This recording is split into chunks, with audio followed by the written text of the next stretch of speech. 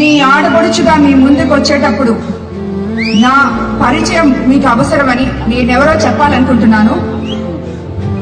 మా తల్లిదండ్రులది చిత్తూరు జిల్లా. నా చదువు అంతా తిరుపతిలో జరిగింది. అక్కడి నుంచి నేను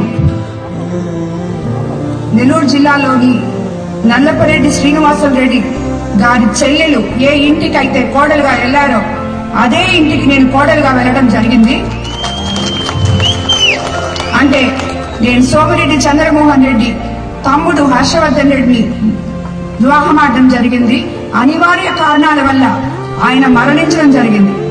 దైవ సంకల్పం తర్వాత నేను ఎంతో మందికి నిలువ నీడనిచ్చే వేమిరెడ్డి ప్రభాకర్ రెడ్డి గారిని నా కుటుంబ సభ్యుల అనుమతితో, నా అత్తగారింటి అనుమతితో, నా బిడ్డల అనుమతితో రెండో వివాహం చేసుకోవడం జరిగింది. నేను మీ ఆడపడుచుగా, మీ బిడ్డగా మీ దగ్గరికి వస్తున్నాను కాబట్టి నేనెవరో మీకు పరిచయం చేసుకునే బాధ్యత నాకుంది కాబట్టి నేను ఈ విషయం మీకు పరిచయం చేసుకుంటున్నాను.